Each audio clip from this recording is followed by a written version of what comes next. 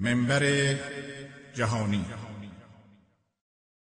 خدایا دین تو توحید و سنت که خالص باشد از هر شرک و بدعت، نشاید جز به آستان تو سجده، نزیبد جز بر تو اشک ذلت. پیام دین حق از تاج منبر بیفشاند جهانی بذر شوکت. شکست هر بت و هر بت نمایی، نماد عزت دین است و دولت. پیام دین حق از تاج منبر بیفشاند جهانی بذر شوکت. بسم الله الرحمن الرحیم. الحمد لله رب العالمین و صلاة و سلام علی سید الانبیاء و المرسلین و علی آله و صحبه اجمعین. بینندگان عزیز و گرامی، السلام علیکم و رحمت الله و برکاته. امیدوار هستیم در هر گوشه این گیتی پهناور که هستید در پناه حفظ پروردگار متعال باشید. در برنامه امروز می‌خوایم درباره اهمیت نماز و حکمت آن صحبت بکنیم. نماز این عبادت بزرگی که الله سبحانه و تعالی از بالای 7 آسمان آن را بر پیامبر بزرگوار اسلام صلی الله علیه و آله و سلم و بر امت ایشان فرض گردانید.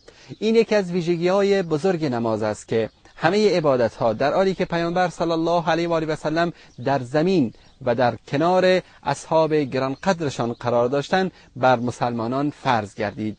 تنها نماز است که در شبی که پیامبر صلی الله علیه و آله و سلم به معراج رفتند و در نزد الله سبحانه و تعالی و در بالای 7 آسمان در کنار پروردگار متعال این عبادت بزرگ بر ما مسلمانان فرض گردید. پس هیچ یک از عبادت‌های دیگر این ویژگی را ندارد که در بالای 7 آسمان بر مسلمانان فرض شده باشد در حضور پیامبر صلی الله علیه و آله و سلم. نماز یکی از عبادات بزرگ الله سبحانه و تعالی است. در سوره بینه آیه 5 الله سبحانه و تعالی می‌فرماید که و ما امروا الا ليعبدوا الله مخلصین له الدین حنفاء و یقیموا الصلاة و یؤتوا الزکاة و ذلک دین القیمه. و به آنان دستور داده نشده است مگر اینکه الله را مخلصانه و حق گرایانه پرستش نمایند و فقط بر دین او باشند و نماز را برپا دارند و زکات را بدهند و این است آیین و دین راست و درست. و در سوره نساء آیه 103 می‌فرماید که این الصلاة کانت علی المؤمنین کتابا موقوتا، همانا نماز بر مؤمنان فرض است در اوقات معینی. برادران و خواهران عزیز و گرامی، همه ما به زودی از این دنیا خواهیم رفت و در پیشگاه پروردگار متعال حاضر می‌شویم و در آنجا نیز به خاطر همه اعمال کوچک و بزرگ خود پاسخگو خواهیم بود. یا با انبیا و صدیقین و شهدا و صالحین محشور می‌شویم و بهشت می‌رویم که نعمت‌های جاودانگی الله سبحانه و تعالی در آنجا وجود دارد. یا العیاذ بالله و خدای ناخواسته به دوزخ که آن سرای گناهکاران و سرای مجرمین و کسانی است که در این دنیا عبادت نکردند، الله سبحانه و تعالی را نپرستیدند، اعمال خوب انجام ندادند و این سرنوشت زشت و بد نصیب کسانی است که در این دنیا غفلت کردند. در بارگاه الله سبحانه و تعالی و در روز قیامت اولین عبادت و اولین فرض و اولین سؤالی که از انسان در آنجا پرسیده می شود نماز است. اول از نماز و اعمالی که متعلق به نماز می باشد از انسان سوال می شود و مورد محاسبه قرار می دهد. پس اگر کسی نمازش درست بود، انشاءالله بقیه عبادات او نیز درست خواهد بود. نماز فرق بین کافر و مسلمان است. به وسیله نماز می توانیم ما انسان مسلمان را از انسان کافر تشخیص بدهیم. همچنین نماز اولین چیزی است که طوری که گفتیم در روز قیامت الله سبحانه و تعالی از آن حساب و کتاب میگیرد. و همچنین نماز ستون دین است و عمود دین ذکر شده است در حدیث ترمذی که از پیامبر صلی الله علیه و آله و سلم روایت است که رأس امور اسلام و ستون آن نماز است و قله آن جهاد می باشد. و باید بدانیم که اگر ستون بیفتد ساختمان همه اش نابود خواهد شد و اولین عملی که بنده به خاطر آن محاسبه می شود نیز نماز این عبادت بزرگ است. در روایتی پیامبر صلی الله علیه و آله و سلم در لحظات آخر زندگی خود که می‌خواستند وصایای مهمی برای امت بکنن می‌فرمایند که الصلاة و ما ملکت ایمانکم، یعنی نماز را استوار بدارید و در مورد زیردستان خود به نرمی رفتار بکنیم. ببینیم که پیامبر صلی الله علیه و آله و سلم در آخرین لحظات عمر شریفشان ما را به این عبادت بزرگ و به این عمل عظیم تشویق نمودند. پس سعی بکنیم که نمازهای خود را به وقت ادا بکنیم و در ادای نماز کوتاهی نکنیم، زیرا نماز یکی از عبادات بزرگ است. نماز همچنین یکی از ارکان پنجگانه دین مقدس اسلام می باشد. در حدیث متفق علیه پیامبر صلی الله علیه و آله و سلم می فرمایند که بنی الاسلام علی خمس: شهادت ان لا اله الا الله و ان محمدا رسول الله و اقام الصلاة و ایتاء الزکاة و صیام رمضان و حج البیت. اساس اسلام بر 5 چیز استوار شده است. اول گواهی دادن بر این که هیچ معبودی جز الله وجود ندارد و همچنین محمد صلی الله علیه و آله و سلم فرستاده و پیامبر الهی است. دوم برپا داشتن نماز، سوم پرداخت زکات، چهارم روزه ماه مبارک رمضان و پنجم حج بیت الله حرام. همچنین نماز از اهمیت بسیار بالا و رفیعی برخوردار است که اعمال رستگاران با نماز آغاز می شود. در سوره مومنون آیه 1 و 2 الله سبحانه و تعالی می فرماید قد افلح المؤمنون الذين هم في صلاتهم خاشعون. همانا مؤمنان رستگار شدند. مؤمنان چه کسانی هستند؟ آن کسانی که در نمازشان خشوع دارند، یعنی خاضعانه و خاشعانه نماز را برپا می دارند. الله سبحانه و تعالی به نبی اکرم صلی الله علیه و آله و سلم و پیروانشان دستور داده است که خانواده های خود را به نماز خواندن امر نمایند. در سوره طه آیه 132 الله سبحانه و تعالی می فرماید وأمر اهلک بالصلاة واصطبر علیها لا نسألك رزقا نحن نرزقك والعاقبة للتقوى.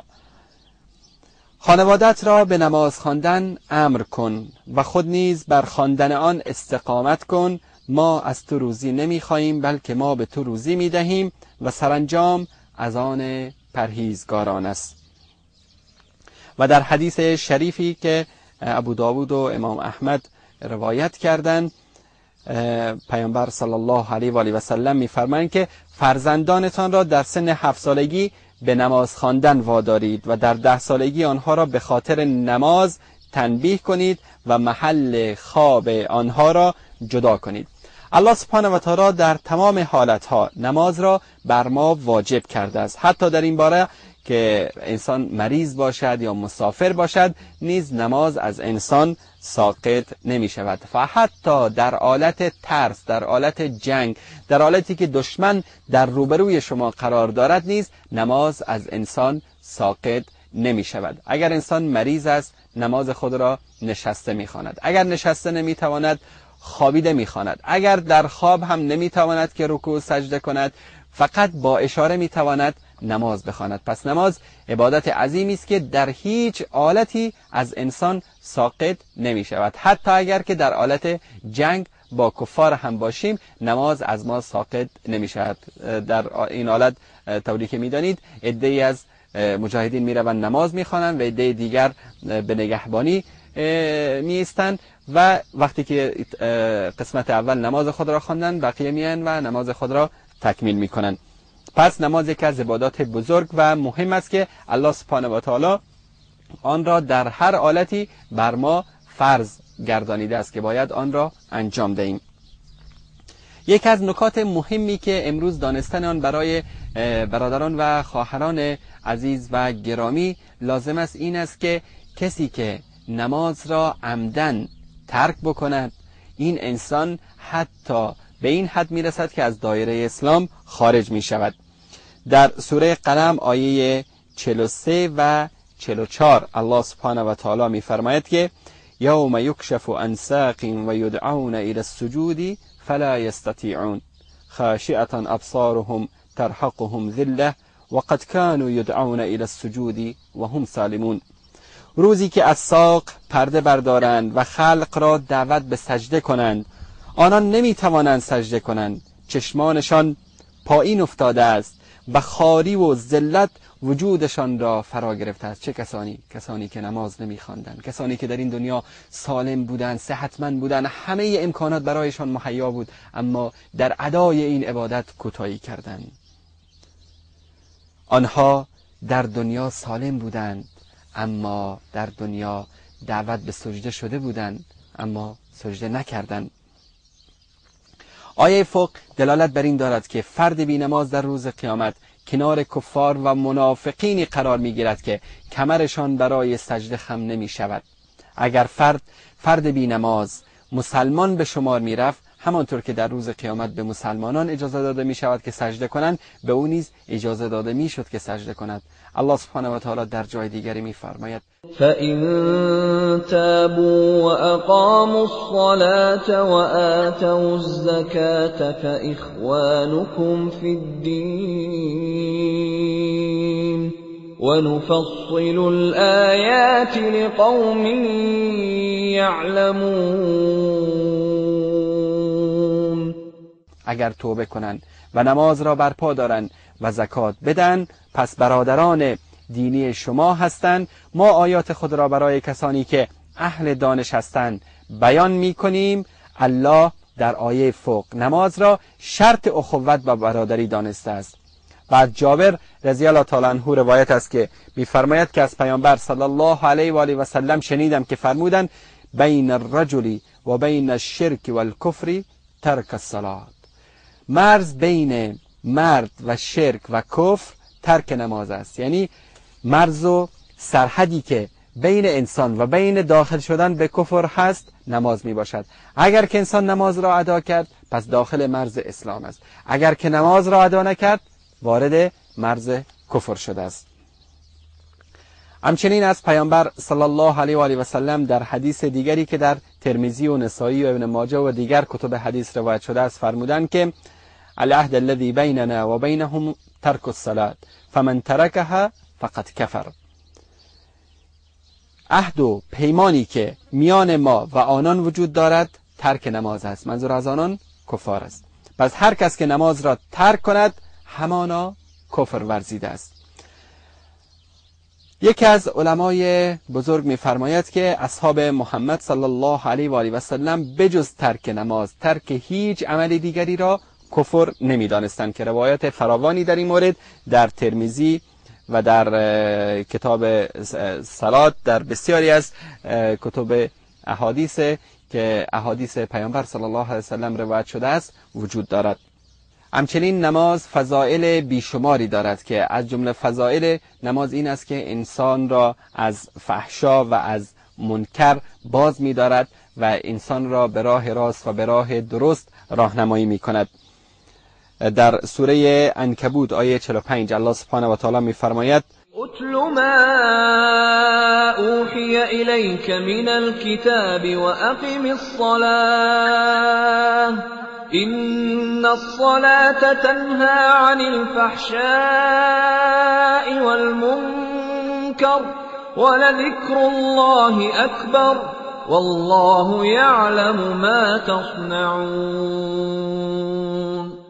ای پیامبر بخوان آنچه را که از قرآن به تو وحی شده است و نماز را برپای دار، همانا نماز انسان را از کارهای زشت و ناپسند باز می دارد و یاد الله از همه چیز والاتر است و الله می داند که شما چه کارهایی را انجام می دهید. در حدیث صحیح از پیامبر صلی الله علیه و آله و سلم روایت است که مانند نمازهای پنجگانه مانند نهری است که در کنار دروازه یکی از شما باشد و شما روزانه 5 بار در آن غسل بکنید. این نمازهای پنجگانه مانندی که انسان غسل بکند انسان را از پلیدی ها و از زشتی ها باز می دارد. خب بینندگان عزیز و گرامی، با ذکر این مطلب به لحظات پایانی برنامه امروز رسیدیم و یکی از نکات مهمی که برای شما عزیزان باید بیان بکنیم این است که نماز در اوقات معینی فرض شده است که ما باید نماز را در این اوقات معین ادا بکنیم، طوری که در قرآن کریم در سوره اسراء آیه 78 و در سوره هود آیه 114 ذکر شده است. همچنین در نهج البلاغه نامه 52 اوقات پنجگانه نماز به طور مشخص در اوقات پنجگانه ذکر شده است که دوستانی که نماز را در 3 مرتبه میخوانند باید پیروی بکنند از سیدنا علی رضی الله تعالی عنه که ایشان نماز را در 5 اوقات معین فرمودن که باید ادا شود. در پناه حفظ پروردگار متعال باشید و سلام علیکم و رحمت الله و برکاته. خدایا دین تو توحید و سنت که خالص باشد از هر شرک و بدعت، نشاید جز به آستان تو سجده، نزیبد جز بر تو اشک ذلت.